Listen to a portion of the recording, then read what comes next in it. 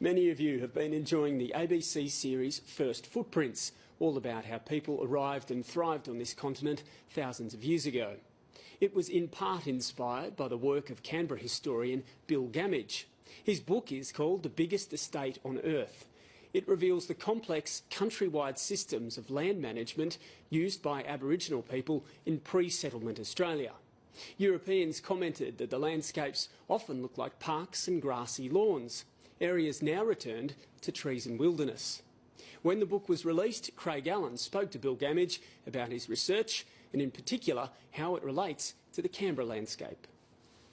At the time Europeans arrived, Aborigines were consciously and deliberately distributing the grass and the scrub and the trees into patterns. And they were doing that to ensure that grass and trees and scrub flourished, and also that the animals who used those flourished.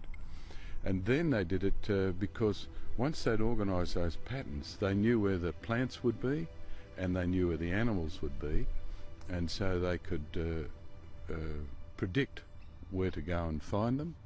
And that meant in total they were making all life abundant, convenient to them, and predictable.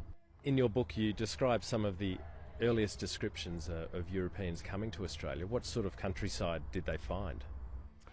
Well, the most striking thing I think is how much they talked about parks. Park would be, after bush, I think park would be the most common word they used, and clearly what struck them was the beauty of the landscape, and that too must have been deliberate. The sense of beauty that Europeans saw was obviously cultivated by Aboriginal people, and in that sense too they made Australia. Did it really look like the gentleman's estate that you describe in the book, with paths and park areas and open areas? Yes, it did. Not all of it, of course, because dense forest is a valuable habitat for some plants and some animals, and so are swamps. And both of those Europeans didn't think much of, so they didn't call those parts parks.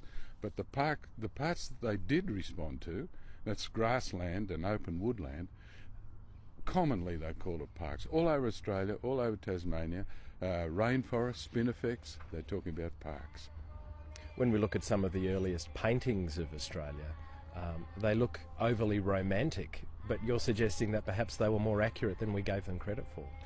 They are accurate, or at least a large selection of them are. Of course, the conventions of the time, some of the foregrounds are quite transient, but the outlines of the hills and the nature of the vegetation is accurate, and for a good reason. Those people were the photographers of their day, and they're quite often being employed not by men brought up in the romantic or artistic traditions, but by successful squatters, successful businessmen and so on. And if they got it wrong, those blokes would say, "Hey, I paid you to paint what my land looked like, and you've mucked it up, clear out." So they have to get it right, and they commonly did. And I've got examples of that in the book. The 200-year-old view is that Aborigines trod pretty lightly on the land, but you're suggesting a much more hands-on impact on the environment. Yes, I'm saying they carefully managed all of it, with fire or with no fire, so that even the places that were dense forest, even places which today we might call wilderness, they consciously left that way. In other words, the whole of the country was within their mental range. They weren't chance dependent. They were deliberately organising the country. In that sense, they owned it and managed it as fully as any European has done. And you perhaps controversially suggest that there are more trees now than there were in 1788. A lot of people might find that hard to believe. Yeah, and of course I can only make a suggestion. I haven't actually counted them. But grass was probably the most favoured environment for grassland plants, for grassland animals, to confine dense forests, which is difficult to manage and to use as a fire break. For all those sorts of reasons, grass is very common. And of course, if you leave the country alone, what you get is not grass but trees. So they're working very hard to get rid of trees and provide grass. And it's for that sort of reason that I think there are probably more trees now than then. Differently distributed, of course. Yes, well, look how dense Black Mountain is, how many trees it's got. When Robert Hoddle first came here, that was May 1832, this was mainly grass. There were very few trees and no undergrowth. In fact, when he came, he called it Black Hill. He wrote on his survey plan Black Hill because it and O'Connor Ridge, which is the one next door, had both just been burnt or recently been burnt and had been burnt to make it grass. And look at it now. And what it does is lead you to ask the obvious question. If the trees are so dense now, why weren't they like that then? Bushfire doesn't do it. Bushfire doesn't tell you because we know that the eucalypts will survive a bushfire and they come back. It has to be repeated and regular Aboriginal fire. So in your mind, that's a clear example of Aboriginal land management? That's a very clear example, and there are many of them around the ACT. You've got to go a little bit further back.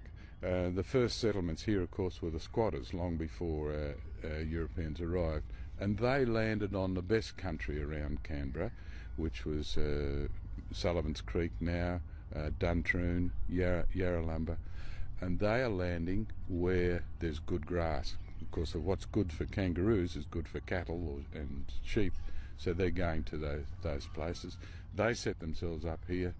Canberra is sort of squeezed in between Duntroon and Yarralumla in 1913, but basically in response to the Aboriginal landscape that was here.